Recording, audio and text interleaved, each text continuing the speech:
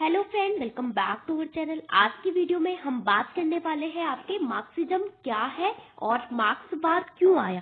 तो सबसे पहले समझ लेते हैं मार्क्सिज्म जो शब्द है उस शब्द का मीनिंग क्या होता है, कैसे मार्क्स से ये एक विचारधारा बन गई, कैसे एक विचार से विचारधारा बन जाती है। तो सबसे पहले इसकी बात करते हैं। तो ये आपके दो शब्दों से मिलकर बना है। एक है मार्क्स जो कि एक व्यक्ति का नाम है और इन व्यक्ति के नाम से आपकी एक विचारधारा चलती है जिसको क्या कहते हैं, आप मार्क्सवाद कहते हैं। तो सबसे पहले बात करते हैं कैसे ये एक विचार से विचारधारा बनती है। तो मार्क्स जो है एक व्यक्ति का नाम है जिन्होंने एक विचार दिया अपना। इन्होंने क्या दिया, एक विचार, आइडिया, एक थॉट दिया अपना। जब इस थॉट को क्या होता है, बहुत सारे जो थिंकर होते हैं यानी सीरीज ऑफ थिंकर क्या होते हैं आपके, इस आइडिया को सपोर्ट करते हैं, इस आइडिया को फेवर करते हैं, इसका समर्थन करते हैं और इस आइडिया को क्या करते हैं, बेस मान के यानी इस आइडिया से प्रभावित होके इसको आधार मान के अपना भी विचार इसी पे बेस्ड करके देते हैं। और जब वो अन्य थिंकर भी इसी के सेम इसके जैसा विचार देते हैं तो वो विचार आपका फैलता जाता है और आगे बढ़ता जाता है। एक समय के बाद वो क्या होता है, आपका वे ऑफ लाइफ बन जाता है। बहुत सारे लोगों के जीवन जीने का आपका तरीका बन जाता है। जब वो बहुत सारे लोगों के जीवन जीने का तरीका बनता है तो बहुत सारे उसके अलावा समाज, वे ऑफ सोसाइटी भी बनता है धीरे धीरे। फिर वे ऑफ पॉलिटिक्स, बहुत सारी जो राजनीति है उस विचार के आधार पे आपकी होने लगती है। तो वो एक विचार से क्या बनता है, आपका फैलते एक विचारधारा बन जाती है। उसको ही आप क्या कहते हैं, मार्क्सवाद। यानी मार्क्स तो व्यक्ति का नाम है, तो व्यक्ति के नाम से जो विचार निकला, वो उनका जो आइडिया था, उन आइडिया को समर्थन मिला तो वो एक विचारधारा आपकी बन जाती है। अब जानते हैं कि मार्क्सवाद क्यों आया, कहाँ से इसका ओरिजिन हुआ, कहाँ से इसकी जो नींव है वो पड़ जाती है। तो सबसे पहले बात करते हैं किसकी, उदारवाद की। तो उदारवाद से भी पहले अगर बात करें तो इससे पहले क्या था, आपका यूरोप में क्या होता था, पूरा धर्म तंत्र चलता था। कहाँ पे, मध्यकाल में, जिसको आप 5 to 14 सेंचुरी भी कहते हैं। तो यहाँ पे पूरा जो व्यवस्था थी, चाहे वो सामाजिक व्यवस्था हो आपकी, चाहे वो राजनीतिक व्यवस्था हो, चाहे वो आर्थिक व्यवस्था हो। राजनीतिक में जहाँ पे पॉलिटिक्स, शासन, जो आपका सरकार है पूरी धर्म के अकॉर्डिंग चलती थी, पूरी राजशाही, पोप, राजा के अकॉर्डिंग चलती थी और राजा का जो देवीय सिद्धांत है वो वहां पे फॉलो होता था। माना जाता था कि जो राजा है वो इस धरती पे भगवान का क्या है, प्रतिनिधि है, उसको भगवान ने भेजा है। वो जो कहेगा वो आपको करना पड़ेगा और वो जो बोलेगा वही आप करेंगे। चाहे वो बोलेगा कि दिन है तो दिन है, चाहे बोलेगा रात है तो रात है। इस तरह से पूरा तरह से राजा के अकॉर्डिंग पूरी जो राजनीतिक व्यवस्था थी वो चलती थी, आपकी चर्च, पोप, इनके अकॉर्डिंग, धर्म के अकॉर्डिंग। सामाजिक व्यवस्था से भी सेम होती थी। समाज, जो राजा बोलेगा कि इसको फॉलो करो, इस कल्चर को, ऐसे रहो, वैसे रहो, ये खाओ, ऐसे, मतलब इस तरह से सब कुछ। समाज भी किसके अकॉर्डिंग चलता था, धर्म के अकॉर्डिंग चलता था, राजा के अकॉर्डिंग चलता था, राजशाही के अकॉर्डिंग चलता था। पूरी तरह से क्या थी, आपकी एब्सोल्यूट मोनार्की थी, यानी पूर्ण सत्ताधारी राजतंत्र था। वहां पे पूरी तरह से राजा का पावर होता था।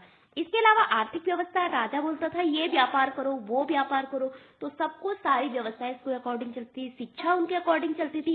इसके अलावा बोलते थे कि धर्म तंत्र में व्यक्ति प्रश्न नहीं कर सकता है, धर्म में आपका केवल विश्वास किया जाता है और जहाँ पे विश्वास करते हैं वहां पे तर्क, प्रश्न की कोई जगह आपकी नहीं होती है, सिर्फ और सिर्फ विश्वास होता है। तो ऐसे ऐसे करके आपके साथ जो अत्याचार होता है, जो कुछ भी घटित होता है, बोलते हैं ये आपके कर्म है, पिछले जन्म में जरूर आपने कोई बुरा कर्म किया होगा, उसी का फल आप आज भुगत रहे हैं। तो ऐसा चलता था समाज। वहां पे किसी को कोई फ्रीडम नहीं थी, किसी को कोई स्वतंत्रता, किसी को कोई समानता, ऐसी बातें आपकी होती नहीं थी। अब प्रॉपर्टी में क्या होता था कि राजा का बेटा ही राजा बनेगा, ओके। तो जो सामंत का जो बेटा है वही आपका अगला सामंत बनेगा, उसी के पास अगली जमीनों का जितना भी आपके पास भूस्वामी है उसका मालिक बनेगा, जितनी जमीनें हैं सब उसी के अकॉर्डिंग चलेगी और उसी की रहेगी। किसान उसकी जमीनों में क्या करेंगे, गरीब मजदूर वर्ग काम करेंगे, उनका बहुत सारा शोषण होता था। फिर क्या हुआ, आपका पुनर्जागरण आता है कब, धीरे धीरे तो पुनर्जागरण मतलब फिर से जागना। यहाँ पे लोग फिर से जागने लगे कि हाँ यार, हमारी स्वतंत्रता कहाँ गई, कहाँ हम तर्क करते थे और अपने तर्क के द्वारा अपने प्रश्नों का समाधान खोजते थे और आगे बढ़ते थे। अब तो हम तर्क भी नहीं कर रहे, राजा जो बोल रहा है हम उसी के अकॉर्डिंग चल रहे हैं। और बहुत सारे विचारक आते हैं, जैसे जॉन लॉक हो गया और मॉन्टेस्क्यू हो गए, वोल्टेयर, ये बोलते हैं कि आपको स्वतंत्रता नहीं चाहिए, आपको समानता नहीं चाहिए, आप नहीं चाहते हैं कि आप आगे बढ़े, आप स्वतंत्र रहे, कोई आपके किसी कार्य में आपका हस्तक्षेप नहीं करे, कोई आपके कार्यों में इंटरफेयर नहीं करे। हाँ, व्यक्ति सोचता है कि हाँ यार, मुझे तो स्वतंत्रता की काफी जरूरत है, मुझे आगे बढ़ना है, अपने प्रश्नों का समाधान आपका खुद से करना है। जब मैं खुद से अपने प्रश्नों का समाधान करूंगा तभी तो मैं आगे बढ़ूंगा। तो लोगों के अंदर ये भावना जागती है आपकी। तो क्या होता है, आपका उदारवाद आता है। उदारवाद जो कि सिर्फ एक विचार है और इस विचार को जैसे जैसे बहुत सारे, जॉन लॉक ने ये विचार दिया था, इसको बहुत सारे थिंकर आज फिर सपोर्ट करते हैं, तो ये क्या बन जाता है, आपका एक विचारधारा बन जाती है। तो बहुत सारे लोगों का वे ऑफ लाइफ बन जाती है, वे ऑफ सोसाइटी बन जाती है, आपकी वे ऑफ पॉलिटिक्स, राजनीति होने लगती है इस आधार पे। तो ये आगे बढ़ते जाता है, बढ़ते जाता है, बढ़ते जाता है। अब क्या होता है, व्यक्ति को बहुत सारी स्वतंत्रता, उसकी स्वतंत्रता दी जाती है उसको। जैसे कि आपका लिबरलिज्म से ही लिबर्टी निकला है। जब हम पढ़ते हैं लिबरलिज्म, तो लिबर्टी जो है आपका समानता, सारे इसका उदय कहाँ से हुआ है, आपका लिबरलिज्म यानी उदारवाद से हुआ है। तो प्लेटो, अरिस्टोटल कभी नहीं बोलते थे कि व्यक्ति को स्वतंत्रता दे दो। आपका अरस्तु ने कभी नहीं बोला कि व्यक्ति को स्वतंत्र कर दो। वो केवल राज्य की बात करते थे, वो न्याय की बात करते थे कि मतलब वो आदर्श राज्य बनाना चाहते थे। उन्होंने कभी व्यक्ति की बात नहीं की। मध्यकाल में भी कभी व्यक्ति की बात नहीं हुई। अब क्या हुआ कि व्यक्ति को बहुत सारी स्वतंत्रता मिलने लगी, उसको समानता मिलने लगी। अब उसकी योग्यता का आपका क्या होने लगा, सम्मान होने लगा। अब उसको बहुत सारी योग्यता जो जितना टैलेंट था वो उतना आगे बढ़ता गया। अब क्या होता है, व्यक्तिवाद, उदारवाद को आपका व्यक्तिवाद भी कहा जाता है। यहाँ पे जो है अब राज्य पीछे चल गया, राज्य बहुत पीछे चला गया। जहाँ मध्यकाल में आपका राज्य बहुत आगे हुआ करता था, तो अब बोला कि व्यक्ति पहले है, उसके बाद आएगा राज्य, समाज, सब कुछ।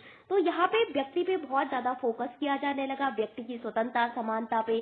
अब व्यक्ति में टैलेंट को लेके, और जिसके पास जितना टैलेंट था वो उतना आगे बढ़ता गया, जिसके पास जितना टैलेंट था, जितना ज्ञान था, वो उतना आगे बढ़ता गया, उतना आगे बढ़ता गया। उसने उतनी संपत्ति बना दी, अपनी निजी प्रॉपर्टी, प्राइवेट प्रॉपर्टी। तो उसने जब बहुत ज्यादा संपत्ति बना दी, उसके पास बहुत पैसे आ गए, बहुत सारी गाड़ियां वगैरह, घर वगैरह, सब कुछ अब उसके पास हो गया। जहाँ मध्यकाल में सब कुछ किसके पास होता था, राजा के पास होता था।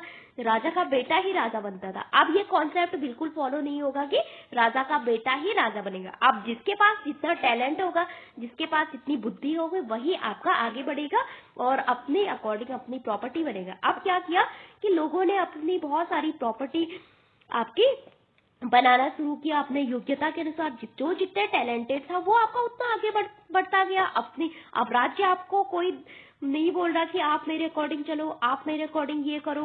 राजा आप पे कोई अंकुश नहीं लगा रहा है। यहाँ पे तो राजा तो पीछे चला गया। ओके, तो अब क्या होता है, राज्य के केवल 3 कर्तव्य होते हैं। वो था व्यक्ति की जीवन की रक्षा करना, उसकी स्वतंत्रता और संपत्ति की रक्षा। केवल 3 काम दिए जाते हैं और राज्य आपने किसी में हस्तक्षेप नहीं करेगा, आपकी योग्यता में भी नहीं, किसी भी काम में नहीं। आपके पास जितनी योग्यता है, आप जहां चाहे आप पहुंच सकते हैं। लेकिन क्या हुआ कि अमीर व्यक्ति तो अपने टैलेंट का उपयोग करते, अपने संसाधनों का उपयोग करते, क्या हुआ, बहुत आगे बढ़ गया।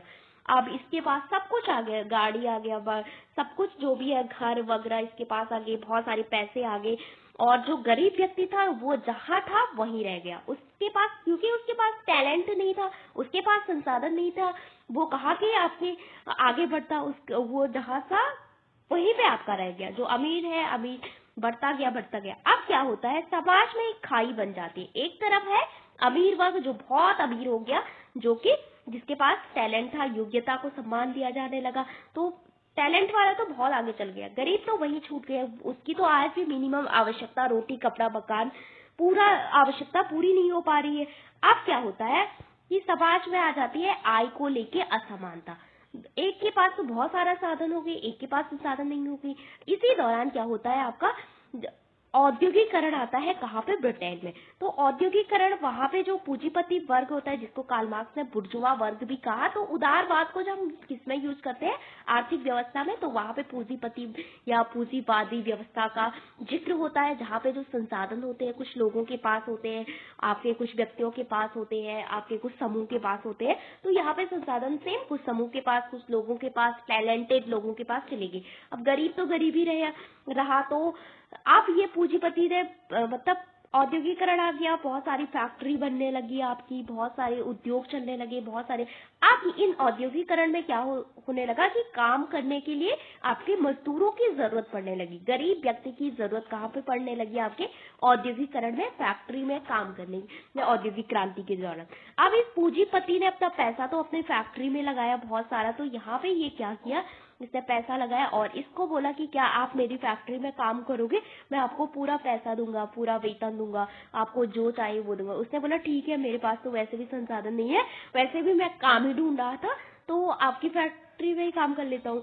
तो ये इसकी फैक्ट्री में काम करते हैं। धीरे धीरे क्या होता है, और ज्यादा इनके काम के घंटे बढ़ाए जाते हैं, इनको पैसा नहीं दिया जाता है। जब इनको पैसा नहीं दिया जाता है समय पे और इनका बहुत शोषण किया जाता है, इनको बहुत ज्यादा काम करवाया जाता है, तो इसके अंदर क्या होता है, एक असंतोष जन्म लेता है।